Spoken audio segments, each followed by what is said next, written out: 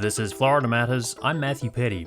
The history of Ybor City is entwined with the making of the Cuban cigar. Today, just a handful of factories remain, and all but one are used for something other than cigar making.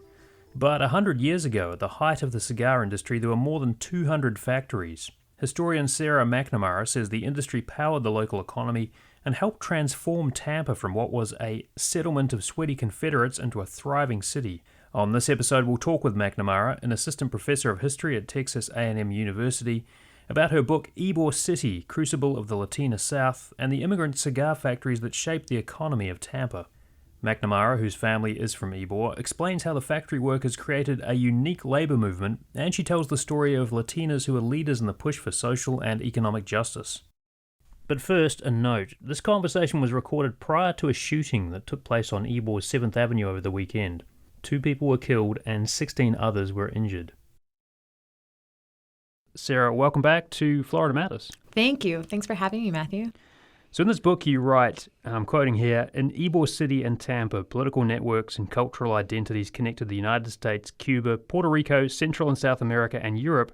Over 3 generations, these cross-border exchanges critically influenced the physical shape of Ybor and Tampa, as well as the political and social consciousness of the people within these places. And it all starts with tobacco. So how did cigar making become such a huge economic force in Florida, and how did Tampa become the focal point for the cigar industry? So the history of cigar making in the state of Florida is intrinsically connected to Cuba and its fight for independence from Spain, which was its colonial overlord until 1898. Between the 1860s until 1898, Cuba underwent 3 different movements for independence. And in the process of independence and revolution making, one thing that happens is that economies become unstable. So manufacturers basically looked for a place where they could continue to make money. And that place initially becomes Key West. Key West, however, is incredibly close to the island of Cuba. The manufacturers experienced what they believed was instability. They wanted to have increasing control over their workforce. So one manufacturer, Vicente Martinez Ybor, who Ybor City is named after, he is the first one to start looking for another location. He begins by looking at Galveston. He also looks at different areas in Alabama, but decides on Tampa. Yeah, one thing I found interesting was the description of the environment as basically you're living in a humidor in Tampa, right? So that's going to keep the cigars the right condition before they're sold. Exactly, right? Because when we're thinking about Key West, it's both close just physically, but that also means that moving things like raw tobacco is rather easy. Moving workers is rather easy. You had to be able to speak Spanish to operate in that environment. So it was a kind of work in the United States where workers had a lot of control. So as Ybor is looking for a place where this could thrive, Tampa is kind of what brings it together. It is a active humidor. It is still connected to Cuba.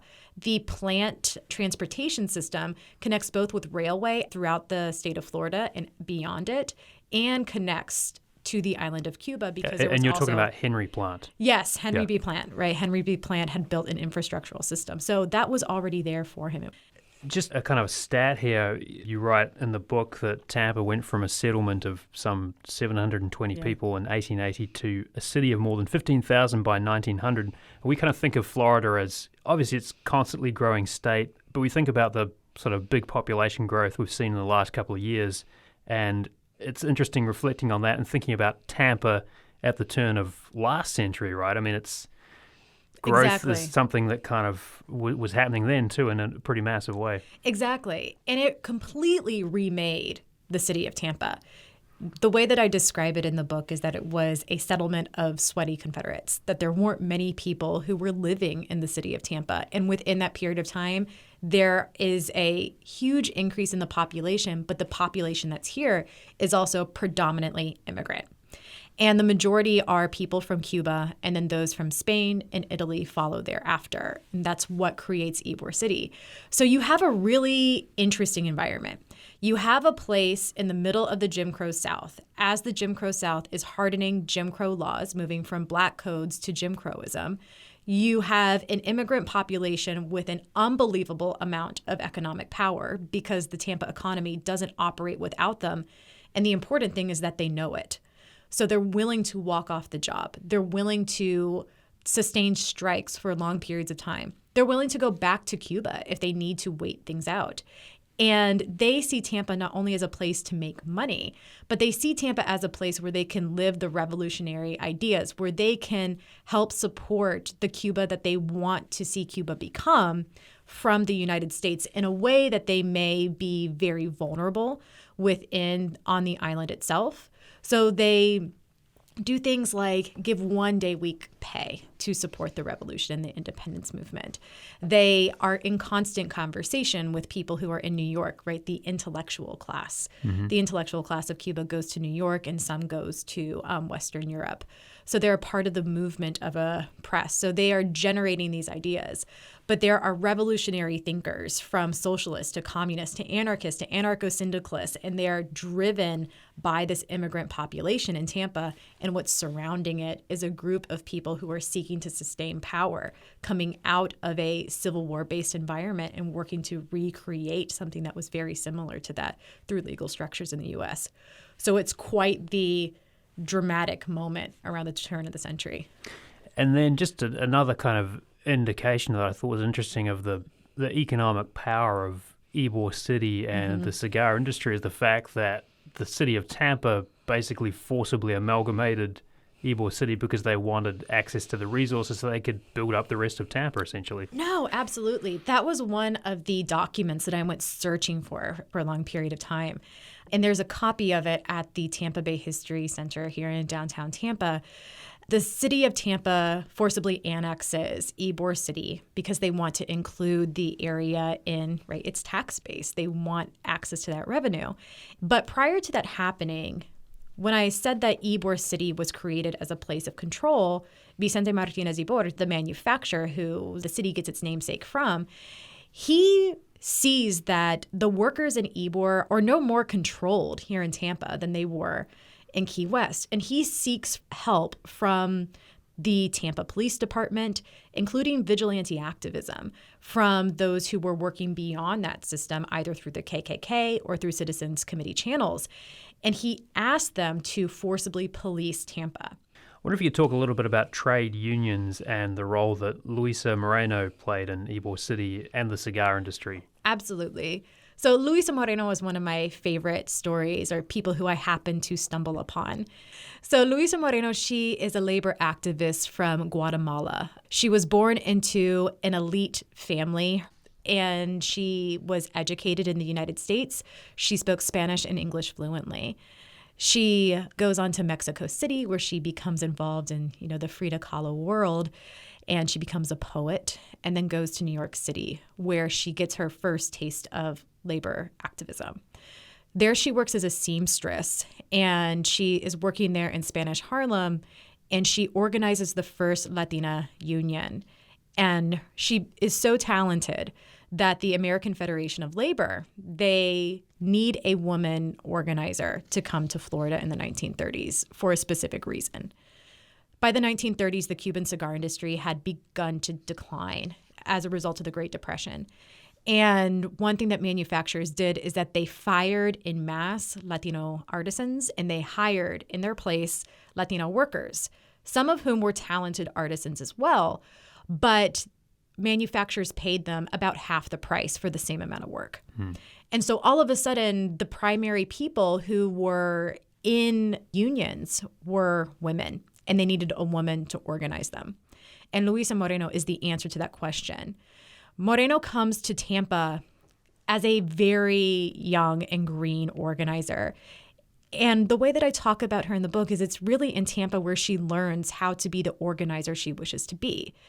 In Tampa, she realizes that it doesn't matter how benevolent or how well-intentioned her idea as a labor unionist is, that she can help create the best possible contract and it can be negotiated away due to politics and political connections of manufacturers. And she begins to talk about that one thing that is essential is uniting political activism with labor unionism. And without that conjoined awareness, that's not possible. And she learns this from women and from Latinas and Latinos in Ybor City who were doing this work for a long time. And it becomes an underpinning of how she sees labor activism. She goes on to be one of the founding members of the United Cannery Packing House Workers of America Union. And that union becomes one of the most ambitious in the United States that both seeks to shift labor law. And they're quite successful through the 40s.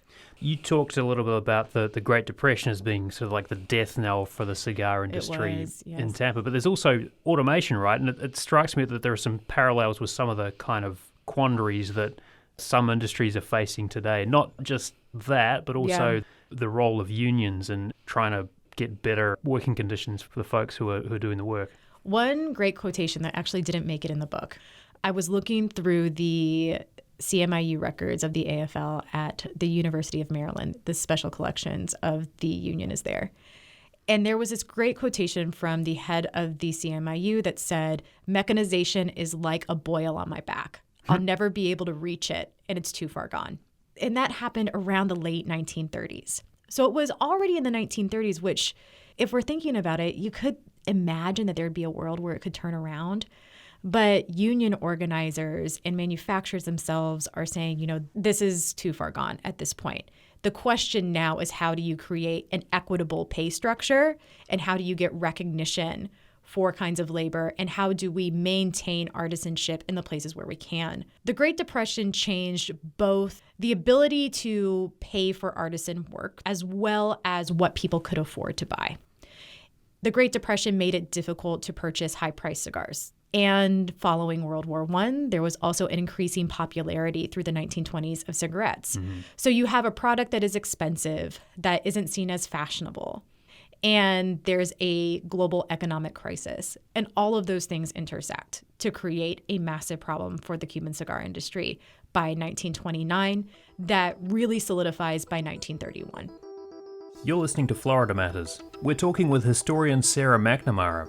Her book, Ybor City, Crucible of the Latina South, looks at immigrant cigar factories that shaped Tampa's economy and the Latinas in Ybor City who are leaders in the labor movement of their time. The conversation continues after the break. Welcome back to Florida Matters. I'm Matthew Petty. Let's get back to the conversation with historian Sarah McNamara about her book, Ybor City, Crucible of the Latina South. It was recorded last month before a weekend shooting incident in the neighborhood. We're talking about the Cuban cigar factories and the immigrant workers who shaped the economy of Tampa and the Latina leaders in the labor movement of that era.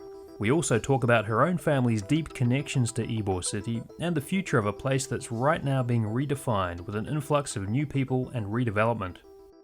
What about the role of cigar workers, and particularly women in the industry, in speaking out against fascism in the 1930s? And you talk about one particular march in Ybor City in Tampa, but what was it about this particular moment in time and this group of people that connected them with the anti-fascist movement of that era? So the anti-fascist movement emerged as a result of the Spanish Civil War, which, if listeners aren't familiar, I oftentimes talk about it with my students in History 101 as the precursor, the dress rehearsal to World War II, that you have many of the same forces that are aligned and the same issues that are at play, but it is taking part within Spain and the Spanish Republic. In the city of Tampa, the anti-fascist movement emerges, and there are organizations that are created. La Gaceta, the local newspaper, consistently runs a section of the newspaper that talks about the fight abroad. But one of the important components is that they connect it to a fight at home. They see fascism as something that is growing in Spain and growing in other areas of the world, but also something that already exists within the city of Tampa. They see things like violence and vigilantism towards labor unionism, or speaking out in terms of leftist politics, as being forms of fascism. So in 1937, Latinas, these women who are working in the cigar factories, 5,000 of them march from Ybor City to the front steps of the city of Tampa. And when they get to the front steps of the city of Tampa, they demand of the mayor that they send the petition to Washington demanding that the U.S. become involved in the Spanish Civil War. they're not only advocating for specific foreign policies, but they're advocating for fair work for their husbands, brothers, and uncles. They're advocating for what it means to have a fair and living wage. They're talking about the role of violence and the role of fear that exists when you speak out. But women played a particularly interesting role. And as a historian, I don't like to exist in the world of hypotheticals, but based on the evidence we have and the reality that by 1935, the ACLU had named Tampa one of the most dangerous places in the U.S. South due to the high proportion of people who were lynched here, not just on the basis of the color of their skin, but also due to their ideas. And if you joined a political party that sought to challenge things like the White Municipal Party, that they were challenging this kind of control and saying that we too are here, we're residents. Many were citizens, although some were not. But they're talking about human dignity, respect, and representation.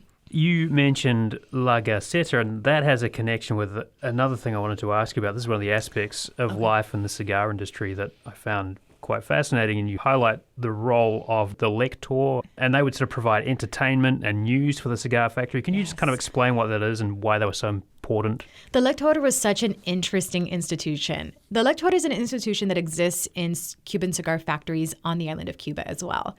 So a Lector is a person who is hired by the cigar workers themselves.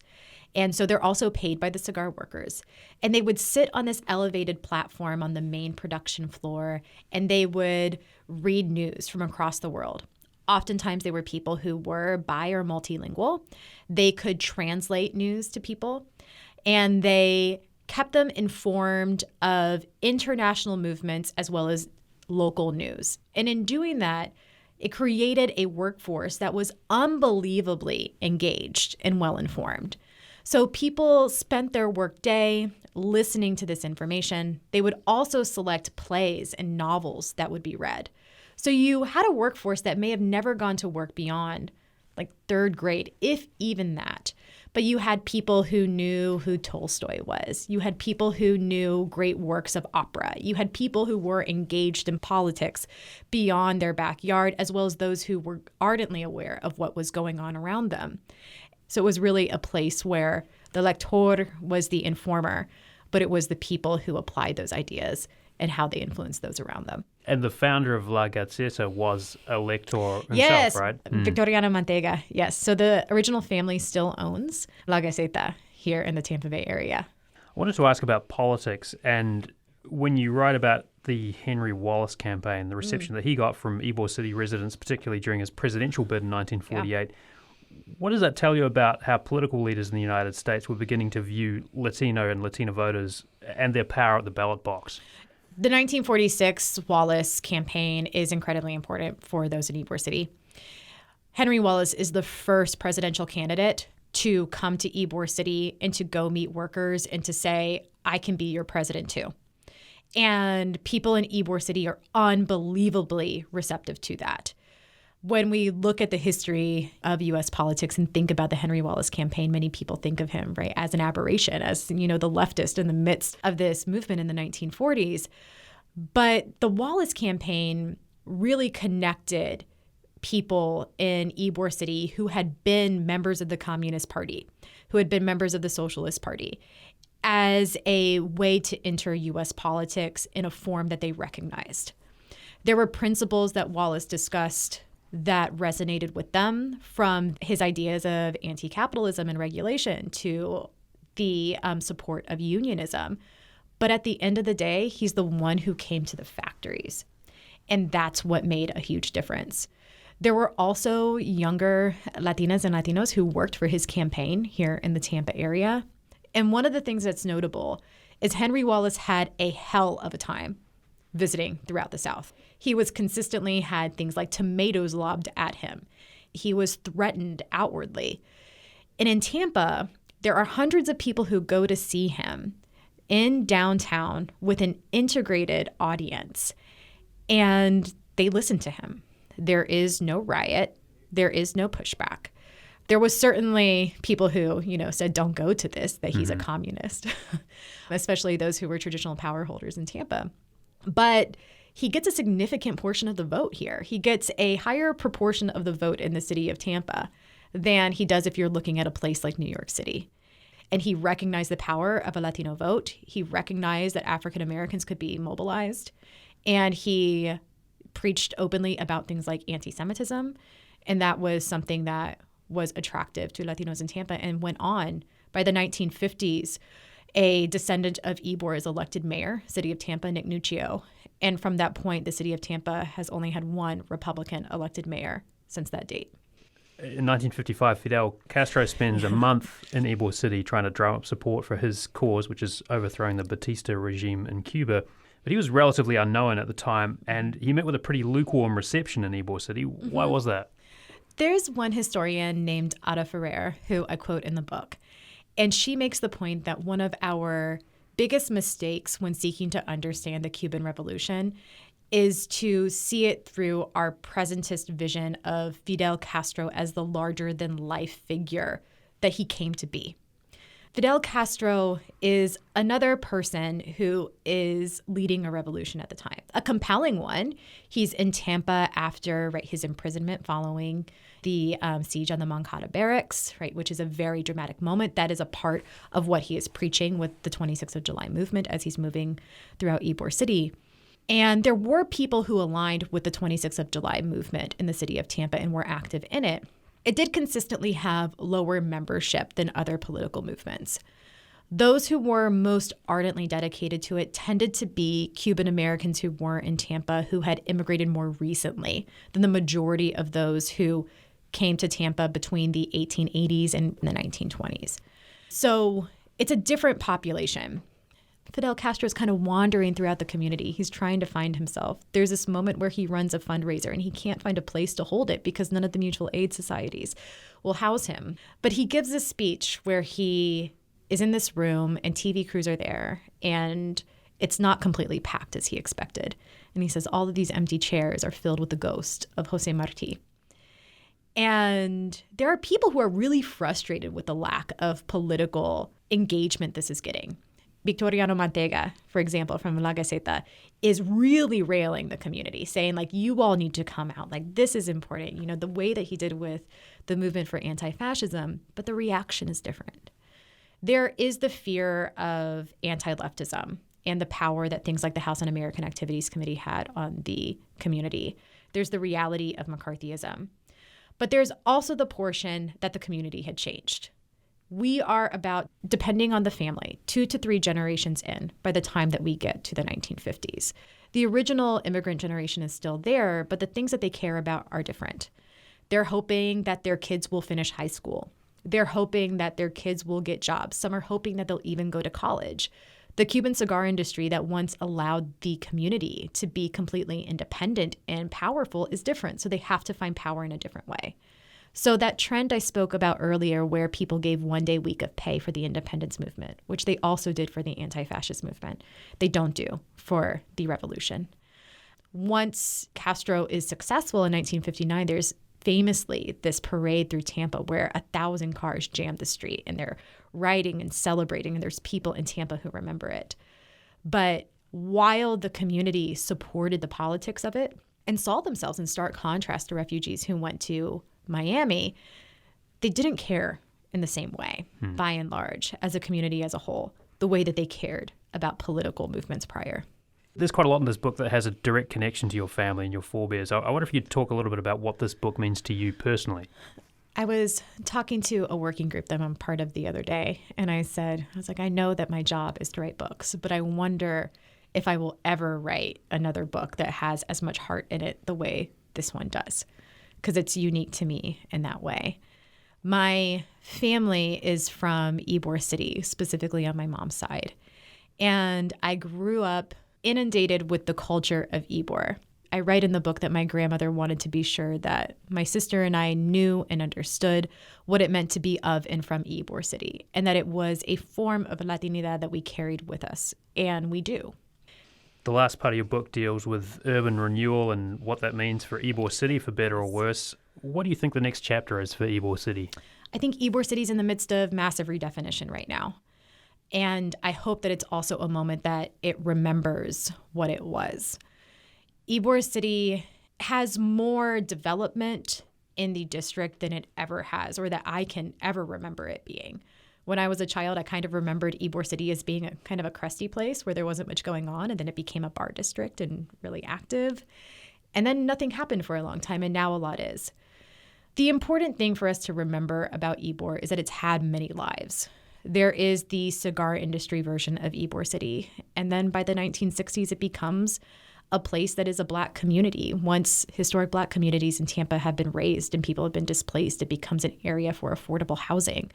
By the 1980s, it becomes a queer district, and it also becomes a district for artists and for those who are seeking a haven, again, because of its affordability. Right now, Tampa is going through so much change. I don't know if Ybor City is still that affordable district, but it is still a district full of interest and difference and oddities, which I think is what attracts people there as much as the Cuban sandwiches.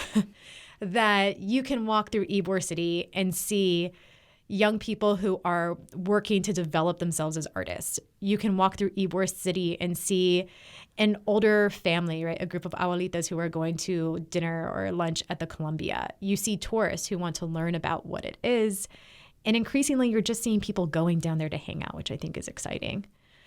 I don't know what it means for the future of Ybor, but I hope that Ybor can, in some ways, retain the grit and the authenticity that it was, right? A place where radicalism can be talked about, a place where people are excited, a place where people can meet each other from a wide variety of backgrounds. And from just walking down the street, I think that's still there. I've been doing a lot of different events connected to the book, and the one that has really stood out to me the most was this one called Radicals and Revolutionaries. And it was at a bar in Ybor, and I was talking about the history of Ybor through 3 different women. And the room was completely jam-packed. We thought 40 people were coming, and more than 160 people were there. So I think the ethos and the politics of Ybor still live, but have to figure out a way to make sure it can survive without it being priced out. We've been speaking with Sarah McNamara, Assistant Professor of History at Texas A&M University. We've been talking about her book, Ybor City, Crucible of the Latina South. Sarah, thank you so much. Thanks for having me. That's our show for this week. Find us on social media, search for Florida Matters, or listen to archived episodes on our website, WUSF.org. And join us again next week as Floridians wrestle with a troubled insurance market in a hurricane-prone state. We'll visit Babcock Ranch, a community designed to be resilient in the face of damaging storms. Our producer is Steve Newborn. I'm Matthew Petty. Thanks for listening.